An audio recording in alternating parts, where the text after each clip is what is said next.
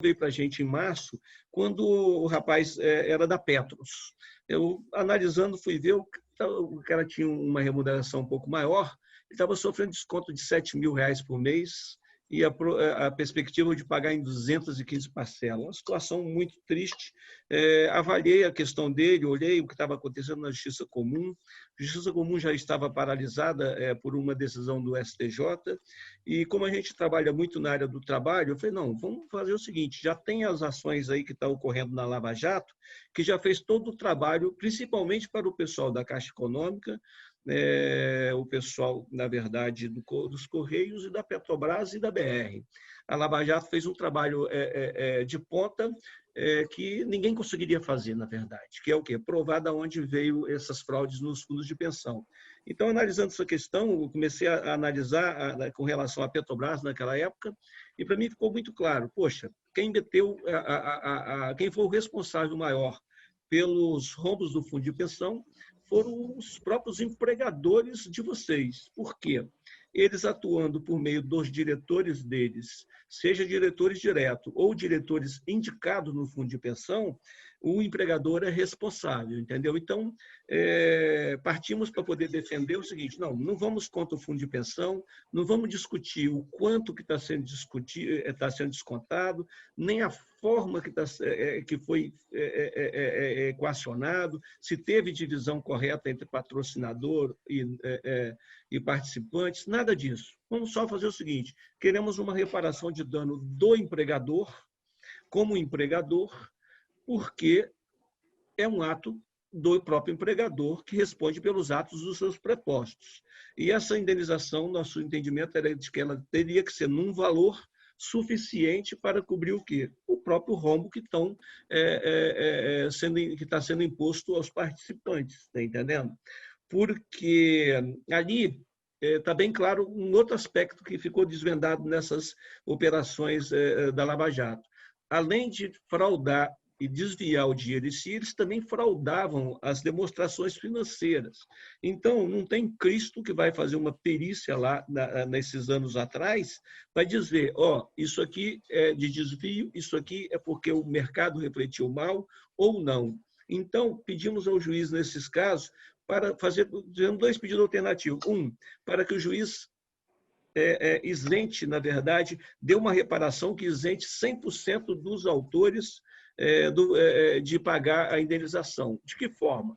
Restituir aos autores o que eles já pagaram e que, a partir do trânsito em julgado da sentença, o empregador assuma o débito que está sendo atribuído aos autores da ação. E termos em março desse ano, se não fosse um pouco aí da questão da pandemia, essa sentença tinha saído antes, mas já saiu sentença, eles estão até recorrendo, já interpuseram recurso agora, vai para o tribunal, nessa primeira ação, e nessa primeira ação o juiz foi categórico, 100% realmente restituído o que já está pagando ou que vem a pagar até o trânsito em julgado, e daí em diante 100% a Petrobras, naquele caso, teria que assumir. Feito isso, isso virou realmente, era uma sede nacional de tentar arranjar uma forma, uma saída, isso se alastrou como pólvora realmente. Hoje aqui a gente está com uma demanda muito grande de causas dessa natureza, especialmente do pessoal da Caixa Econômica e da Petrobras e da BR. Agora nós estamos criando grupos do pessoal dos Correios, está entendendo? Por quê? Eu vejo, eu acabei essa semana, eu tinha feito a primeira ação visando o pessoal da Petrobras e da BR. Já está bem adiantado, acho que nós temos uma ação proposta para mais de 200 pessoas e tem mais umas 400 aí que estão recolhendo documentos. Acabei essa semana a ação específica com relação à Caixa Econômica Federal e à FUNCEF. Creio que de hoje para amanhã estou começando a propor as primeiras ações. Realmente encontramos ali elementos muito suficientes também para poder corroborar a nossa tese de que a responsabilidade é da Caixa Econômica Federal. No caso da Caixa, ela pecou por 3 aspectos, eu vejo. Primeiro, tinha diretores dela indicados dentro da FUNCEF. Ela responde porque eles eram empregados da ativa. E segundo ponto, ela tinha a obrigação de fiscalizar os fundos e não fiscalizou. E terceiro, a própria Caixa Econômica, ela foi, na verdade, a criadora e a gestora de vários FIPs, justamente os FIPs mais importantes para poder desviar dinheiro dos fundos de pensão. O fundo, vamos colocar aí, ó, o fundo OAS, o fundo Sondas, principalmente, e o FIP Florestal, e mais uns 2 ou 3, todos eles, na verdade, você imagina, administrado pela própria Caixa Econômica. E o esquema ali funcionava o quê? Fundo de pensão, dinheiro passava para os fundos FIP, do fundo FIP se aplicava e essas empresas de meia boca ali, empresas fantasma ou empresas com dificuldade financeira, e daquelas empresas se distribuía o montante para quem quisesse distribuir. Então, a Caixa Econômica está na cadeia clara. Então, ali ela é até mais responsável ainda, mais clara do que a própria Petrobras, porque a Petrobras ela não participou gerindo nenhum FIP. Mas, então, agora nós estamos começando a trabalhar na ação da inicial dos Correios, que também vai ser a mesma coisa que eu já dirigi, tem muito elemento. Então, a situação é essa até agora. Nós temos, qual a posição que nós temos aqui no escritório? Estamos fazendo centenas aí já de ações individuais ou plurimas. Essas ações plurimas, como ocorre? A gente, na verdade, ela também é uma ação de natureza individual, só que a gente agrupa 10, 15 pessoas numa mesma ação, pessoas que a gente agrupa como? Pessoas que tenham trabalhado numa mesma localidade, porque a ação tem que ser proposta na localidade em que o autor tenha trabalhado. Então, a gente agrupa essas pessoas, nós mesmos aqui, pelo local que ela tenha trabalhado em comum, porque o restante da matéria é todo comum a todo mundo. Exceto que varia é o quanto. E o quanto é para discutir lá em liquidação de sentença. Então, nós não estamos tendo dificuldade em criar ou ações individuais ou plurimas, que chama. E também já interpusemos uma primeira ação coletiva no âmbito da Petrobras com uma associação. É uma associação não muito grande, mas essa ação já foi proposta faz uma semana. Engraçado que nós protocolamos a ação 4 horas da tarde, 9 horas da noite a Petrobras ingressou nos autos, pedindo o juiz para não dar liminar, para aguardar que ela queria apresentar as razões dela antes de apreciar a liminar. Creio que eles fizeram isso porque deve ter algum programa robô que busca as ações que estão ingressando, eles estão muito preocupados com essas ações realmente, então, tanto que 4 horas depois, o juiz até estranhou, a juíza até estranhou que eles ingressaram pedindo já um prazo, e a juíza está aí, creio que não despachou dando ou não, mas eu logo em seguida também peticionei novamente no seguinte sentido, eu falei, Celeste, está aqui, estão pedindo 5 dias, não precisa nem despachar, está dado 5 dias. Se em 5 dias ele não manifestar, porque não tem interesse, o interesse é de protelar. E realmente os 5 dias dele está passando essa semana. Creio que depois, e não manifestaram ainda. Então, creio que a juíza deve aí decidir no início dessa próxima semana sobre o pedido de liminar. Então, a situação que eu vejo para vocês aí, do Simprev, ela é a mesma situação dessa associação que nós estamos fazendo lá. Nós estamos aí, na verdade, junto com a gente nesta ação, nós estamos também com o Dr. Carlos Henrique Bezerra Leite, ele é um desembargador aposentado do TRT do Espírito Santo, ele pediu aposentadoria antecipada porque ele realmente ele é escritor de muitas obras e é um professor também de renomado, e ele sentiu que era hora, na verdade, de voltar para deixar a magistratura e voltar para o mercado. Então, nessas ações coletivas, nós estamos trabalhando com o escritório dele e tem dado um suporte também muito bom. Ele tem dezenas de obras escritas justamente sobre questões relacionadas a ações civis públicas, sobre o direito do trabalho, do trabalhador, que ele realmente era um ferrenho defensor do trabalhador. Hoje ele é referência nacional em doutrina em legislação trabalhista. Verdade. Então, assim, tem dado um suporte muito bom e já passei para ele a questão de vocês, do estatuto de vocês. O entendimento dele é que vocês têm a legitimidade necessária para poder ingressar com as ações. Sugeriu que, na verdade, eu concordo com ele, que a gente, se for fazer, façamos várias ações coletivas por regiões não muito grandes, porque senão dificulta uma futura liquidação, e é bom que também a gente coloca a situação na mão de mais juízes. Então, essa ação de vocês, ela teria que ser, se vocês forem propor, teria que ser várias ações. Por quê? Primeiro que teria que ser melhor que fosse por regiões. Segundo, que, na verdade, vocês não podem incluir mais de um empregador cada ação. Então, vamos supor, vocês teriam que pegar aí, por cada região, se nós estivermos falando pelo menos Caixa, Correio e Petrobras e BR, 4 ações, está entendendo? Por cada região que a gente estabelecer. E aí faria isso a âmbito nacional, de acordo com o que a gente for estabelecendo e dividindo os associados por regiões, que é melhor. Mas, então, na questão que nós analisamos, a legitimidade é tranquila de vocês. A questão da legitimidade da Justiça do Trabalho, para nós também, nós já superamos isso, está muito tranquilo, porque nós estamos tratando essa questão como sendo um dano causado pelo empregador. Então, é um empregador que, na verdade, apesar da pessoa ter se aposentado há muito tempo, ele continua tendo uma relação com a empresa através do seu plano de previdência. Então, ele tem esse cordão umbilical ainda ligado. A relação ela vai ficar entre vocês e o empregador pelo resto da vida, não tem jeito. Então, é um dano pós-contratual. E aí, como eu estou pedindo apenas e tão somente a reparação de dano moral e a reparação de dano material, a competência é clara. Da Justiça do Trabalho não tem nenhum juiz até agora que disse que não é competente nesta questão. Aí vem a outra questão da prescrição, porque a Justiça do Trabalho, a gente tem na mente que depois que você encerrou o contrato de trabalho, você tem 2 anos para poder propor ação. Defendemos também e temos assim, muita segurança nessa questão de que não há prescrição para ninguém. Por quê? É um dano pós-contratual que aconteceu nos idos aí dependendo do plano de previdência afetado, de pelo menos 2014, 2015. No caso da Caixa foi a partir de 2015 que começaram a descontar, creio que 2014. No caso da Petros, começaram a descontar em 2018, e do Correio ainda não olhei quando começaram.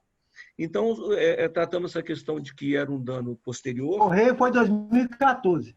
14. Então, era uma situação que era desconhecida, porque foi futura, e mesmo que possam alegar, no caso vamos pegar o exemplo do Correio, porque foi o que vieram alegando. Cá, mas já tem mais de 2 anos que está sendo descontado, então teria a prescrição por causa desses 2 anos, a partir do início da ciência do desconto. Também não tem, por 2 aspectos. Primeiro, porque até então, e até prova em contrário, o desconto tem uma origem ilícita que era desconhecida de vocês.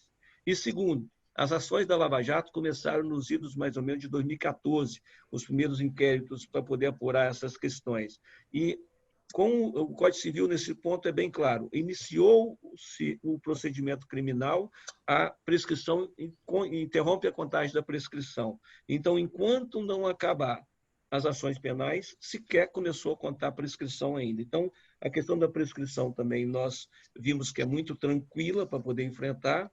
Não vai ter, nós já temos aqui várias contestações, feitas tanto pela BR como pela Petrobras. Em todas, elas batem na mesma matéria e não estão arranjando um argumento de saída para essas questões, como eu disse, de competência, de legitimidade, a competência que eu falei, da prescrição, a legitimidade, aí nem se discute, que o autor, na verdade, vocês estão defendendo ali nas nossas ações o direito próprio, vocês estão, na verdade, substituindo alguém para quem vocês vão estar habilitados a substituir. A legitimidade passiva é bem clara, é do empregador mesmo, porque nós estamos pedindo uma reparação de danos e nada mais do que isso. Então, assim, é uma ação que, graças a Deus, nós vimos que abriu realmente uma luz aí para muita gente que está afetado isso, que eu acho que somando esses planos todos aí, com ativos e pessoal já aposentado, deve dar mais de 400 mil pessoas. Então, eu acho que agora essas empresas realmente não vão ter saída, não. Elas vão ter que cobrir o rombo de um jeito ou de outro.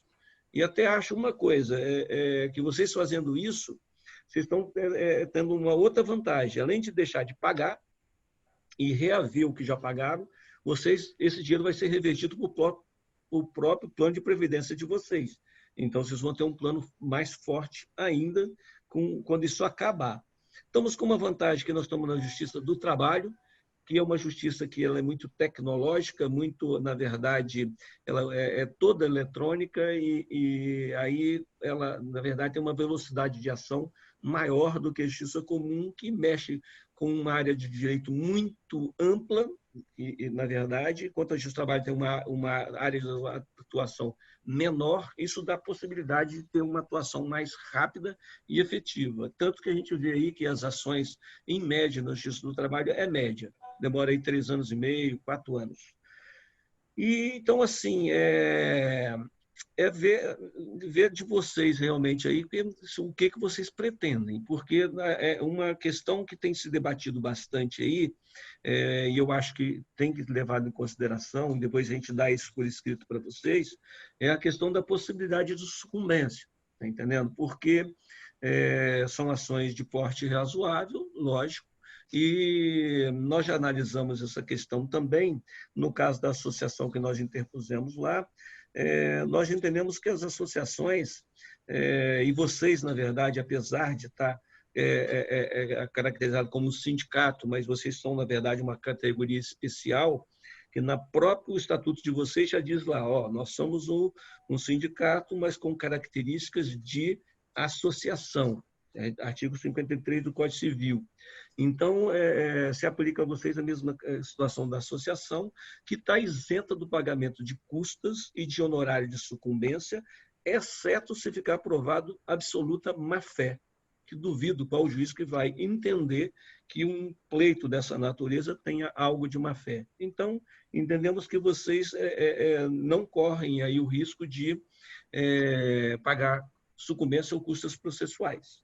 Então, em tese, assim, o que eu tinha que expor inicialmente é isso, e fico à disposição de vocês para esclarecimentos. Doutor Domingos, é Rogério, deixa eu lhe fazer uma pergunta. Existe alguma possibilidade disso ir ao Supremo Tribunal Federal? Rogério, olha só, a matéria ela é bastante simples. Ela como é que uma ação vai ao Supremo Tribunal Federal, se for olhar? Ela vai ao Supremo Tribunal se estiver discutindo algo que seja constitucional, tá entendendo? Uma matéria constitucional. Não tem matéria constitucional para a gente discutir. Nós estamos discutindo simplesmente reparação de dano do empregador, que ela está fundada no Código Civil, tá entendendo? Então, essa matéria, a princípio, não pode passar de forma alguma do próprio TST, creio eu que nem do TRT. Por que eu digo isso? Porque não tem matéria constitucional para ir ao Supremo. Mas é lógico que qualquer advogado pode tentar provocar ir, mas não tem argumento para ir. Então, para o Supremo, não, entendemos que de forma alguma, mas vai haver essa tentativa, pode ir até o Supremo, talvez, com um pedido de agravo que se faz normalmente, que se chegar no TST, eles tentar fazer o recurso extraordinário para o Supremo e o TST falar que não dá seguimento, eles podem ir ao Supremo como um agravo de instrumento para destrancar o recurso. Então, poderia ir por agravo, mas a ação de mérito não tenha por que ir ao Supremo. Como é que eu falo que talvez não passe nem dos TRTs? Porque a matéria que nós estamos arguindo aqui, basicamente, é matéria de prova. Ou o juiz aceita que o empregador é culpado, ou aceita que não é. Então, na verdade, nós estamos discutindo fatos, está entendendo? Então, o TST, ele não discute, ele não está lá para julgar matéria fática, só matéria de direito, que é violação de alguma norma legal e tudo mais. Então, seria até forçar a barra e ir para o próprio TST. Mas, como nós estamos aqui discutindo muitas questões de competência, questões de prescrição e tudo mais, vai lá. Eu creio que no TST vá, mas não passaria dali. É o meu entendimento. Outra pergunta.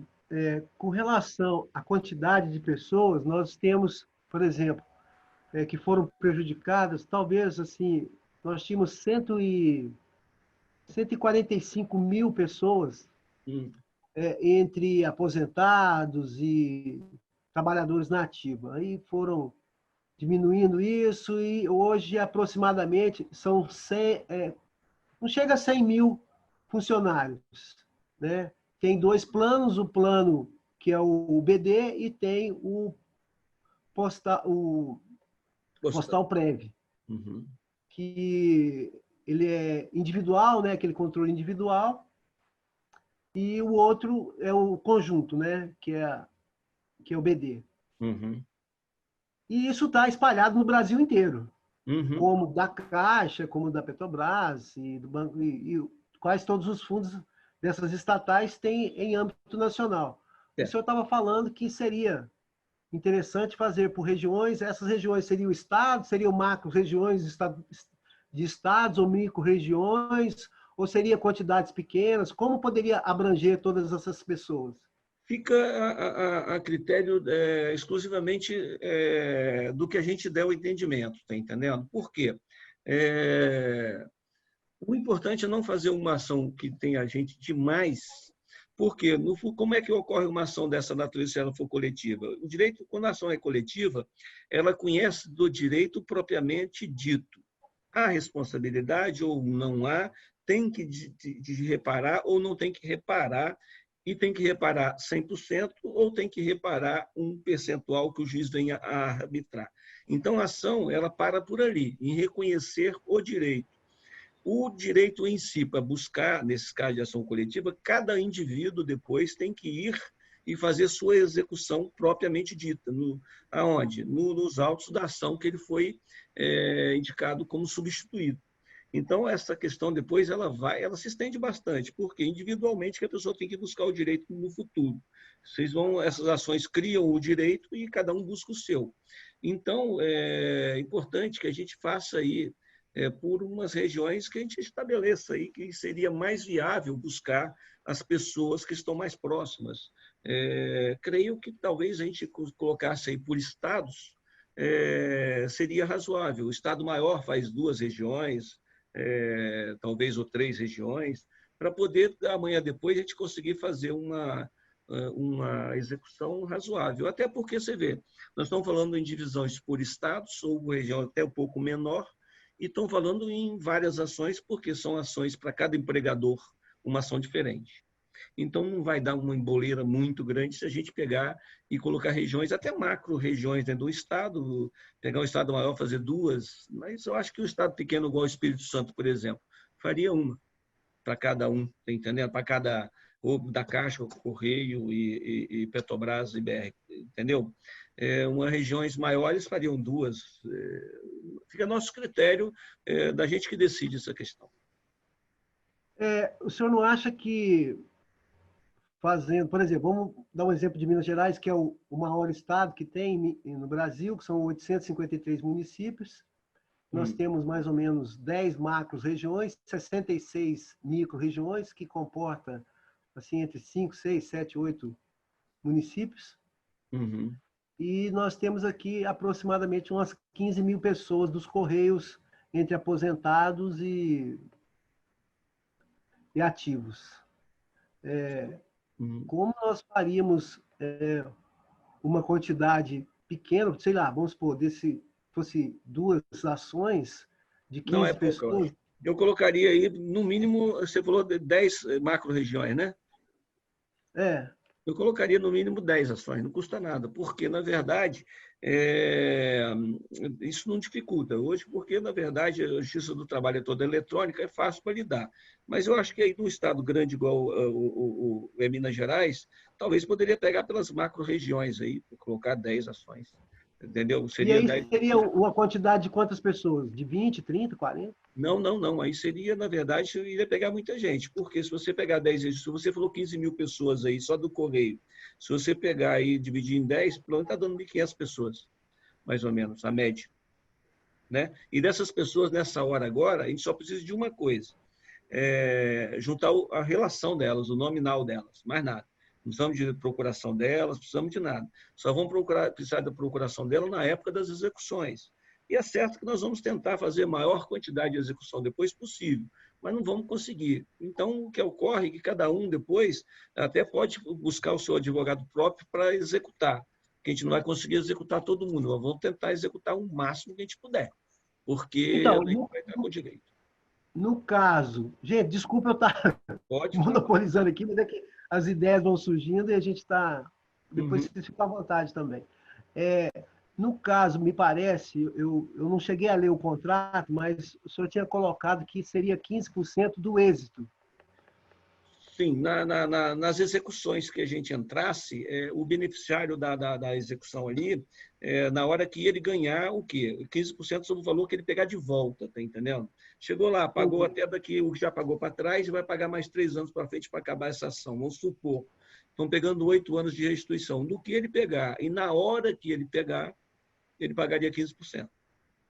Ah, tá.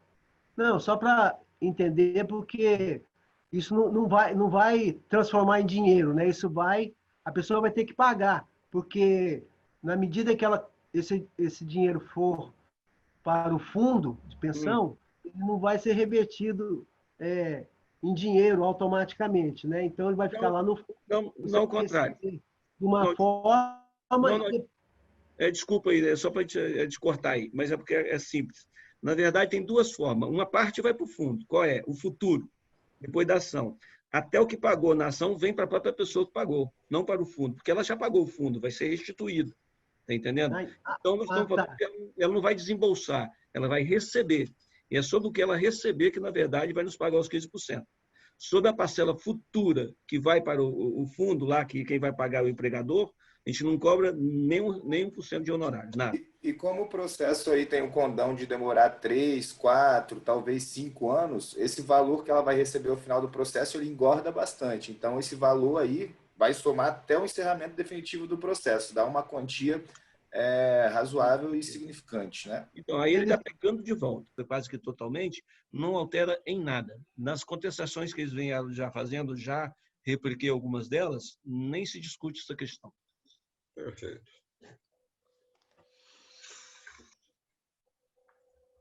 Bom, eu posso fazer uma pergunta? Opa, estou aqui. Eu sei que o tempo dos colegas aí, inclusive do doutor Araújo, do doutor Domingos, muita disposição aqui. Não, dá muita disposição. Já tem 1 minuta de contrato? Olha aí, só, Rogério e Robledo, quais seriam os nossos próximos passos aí? Eu acho que depois dessa reunião, a gente marcar uma reunião com o doutor Domingos para a gente ver o contrato, acertar mais alguns detalhes, ver o que tem que fazer e fazer alguma análise. E provavelmente a gente fechar o contrato, né? Que pelo que ele expôs aí, eu achei muito saudável e pertinente. Doutor Domingos, ele objetivou a causa, né? Eu acho que, graças a Deus, acho que nós conseguimos aí realmente enxugar bastante essa questão, porque aí não estão discutindo aqueles aspectos quaisquer ali de forma, de formação, quem tem que pagar um pedaço, quem não tem que pagar. Só quero saber uma coisa, o pedaço de vocês, quem tem que pagar também é o empregador, não porque ele é obrigado a pagar uma parte lá, a parte dele já está até pagando, como responsável lá na forma de participação do plano. Ele tem que pagar a parte de vocês porque, na verdade, o rombo foi dado pelos diretores deles mesmos, entendeu? Então, acho que ficou bem enxuta. Graças a Deus, acho que nós encontramos um caminho bem enxutinho e um caminho fácil para caminhar. Eu tenho visto, volto a dizer a vocês aí, as várias contestações que eles têm feito, se esticam para cá, esticam para lá, discute, entra na discussão do plano de previdência, entra na discussão. Eu simplesmente falo com o juiz, não estou discutindo aspecto nenhum do plano de previdência. Estou discutindo nem quem é de um plano, quem é do outro, quem participou de um pedaço, só que tem débito a pagar, tem que ser restituído, porque o débito está bem claro que ele se originou sempre, no caso de vocês, a partir mais ou menos dos atos de 2008 em diante, por ali, que são os atos desvendados pela Lava Jato. Então, você vê o seguinte, como é que está ocorrendo essas ações aqui, nós estamos vendo aqui. Nós chegamos nas audiências, está acontecendo virtual nesse período agora, todas elas, simplesmente dizemos para o juiz, não temos mais prova a produzir. E as empresas também falam, não temos mais prova a produzir também não, nossas alegações são essas, e depois da audiência vai para a conclusão, para a sentença. Não tem testemunha a ouvir, não tem perícia a fazer, por hora tem nada. Então está indo para a sentença direto. Porque eu vejo como uma coisa, ou o juiz aceita A quantidade de prova que nós estamos colocando da Lava Jato lá para dentro, com delações premiadas, com as ações civis públicas já propostas, com ações, ações penais já propostas, com ações de pedido também de reparação de danos dos próprios diretores e tudo mais ali, ou o juiz aceita isso, ou não tem testemunha que vai dizer mais do que está ali. Então, nós nem ouvimos mais testemunha. Então, nos casos que nós já temos várias liminares já dadas nessa questão, e sentença, na verdade, uma só, porque é recente a discussão e a pandemia segurou um pouquinho, mas então eu vejo que ficou um caminho bem plano realmente. Tem uns percalços ali nas questões maiores ali, questão processual só, que a gente está enfrentando passo a passo. Eles alegam aí muitas vezes a incompetência do local, porque a pessoa não tenha trabalhado, ou tenha trabalhado, mas não seja o último local, mas questões pontuais que na maioria delas a gente até aceita. Quer levar para onde? Ah, não era aqui, era na cidade vizinha. Então leva para a cidade vizinha, pronto. Aí acaba o assunto, tá entendendo? Então, eles estão não tendo saída, não. Não sei o que isso vai dar no futuro, mas eles vão ter que se enquadrar, eu acho. Ô, doutor Domingos, o senhor disse que já examinou o estatuto do Simprev. Aproveitando a sua deixa aí, ficou uma dúvida para mim. O Simprev, pelo que o senhor viu do estatuto, teria legitimidade para entrar em vários estados, em vários locais, sem problemas? Sim, dentro dessa questão que o senhor colocou. Sim, eu vejo porque vocês têm uma abrangência nacional, né? Então, essa abrangência nacional, qualquer local do país, usando um pedaço ou não, ou várias ações, a amplitude de vocês é a nível nacional. Então, a gente partilha as quantidades de ações na forma que a gente pretender. Eles poderiam até amanhã depois querer reuni-las, se algum, mas vai estar até em TRTs diferentes, vai ser muito difícil. O certo é que eu vejo isso no futuro, o TST se manifestando aí para dar um caminho a todo mundo junto, e eu duvido que esse caminho vai ser contra vocês. É o seguinte, Lindolfo, nós estamos aprovando, doutor Domingos, agora o novo estatuto, e no novo estatuto nós estamos colocando as diretorias regionais. Então, dado as orientações que o doutor Domingos já nos passou, Lindolfo, talvez fosse interessante, depois nós vamos ajustar isso aí, viu, Rogério? Com o Lindolfo e com o pessoal, porque nós já podemos já ir pensando numa estrutura que dê conta nos termos que o doutor Domingos orientou. Melhor, talvez, está entendendo? E acho realmente interessante. Fica mais legítimo ainda. A gente trabalhava com as regionais, está entendendo? Né? Sim. E fica mais tranquilo também. Eu acho que, enquanto a gente trabalha aqui nessa ação, se chegar o caso da gente fazer, vocês trabalham nessa aprovação desse novo estatuto? Sim, é coisa de 10 dias aí. Rogério, você acredita que a gente vai estar votando quando o estatuto? Olha, nós devemos finalizar o estatuto essa semana, em algumas alterações, algumas coisas. A gente vai pedir o advogado para dar uma olhada nele. Se for o caso também, se o senhor puder, né, depois que o nosso advogado der uma olhada, se o senhor quiser dar uma olhada também para verificar, dentro dessa possibilidade que a gente está colocando, o senhor fazer uma análise e sugerir alguma coisa para privilegiar essa ação, sim, seria também de bom grado. Sim, sim, sim. E aí, em seguida, a gente coloca para votação. Sim. Ou seja, eu acredito que no máximo uns 30 dias a gente estaria com isso tudo pronto. Mais ou menos assim, essa ação para a gente ela está bem assim já aqui trabalhada. E vou agora fazer a do Correio. A da Caixa está bem tranquilo, da Petrobras e da BR está bem tranquilo, estou fazendo dos Correios. Mais uns 10 dias eu também estou com ela pronta. E Adilson, obrigado aí pela disposição de vocês. A verdade é o seguinte, não aluga não, a gente está assim, a gente agradece muito a oportunidade que vocês estão dando, e essa troca de informação também ela é muito importante para a gente, e francamente a gente vê aqui o seguinte, é de coração, mais do que resultado econômico, a gente está também isso aí está divulgando muito o escritório também e tudo mais, a gente está muito, muito satisfeito. E obrigado aí pela oportunidade que vocês têm me dado, e doutor Lindolfo aí pelas aulas que me dá de vez em quando aí, tá bom?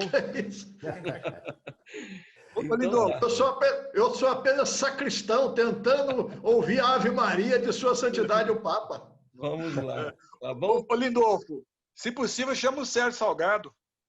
Ah, também. Ok, beleza. Ele é bravo, hein? Eu já conheço. Então tá bom, um abraço para vocês. Um abraço. Obrigado. Até logo. Boa tarde, um abraço.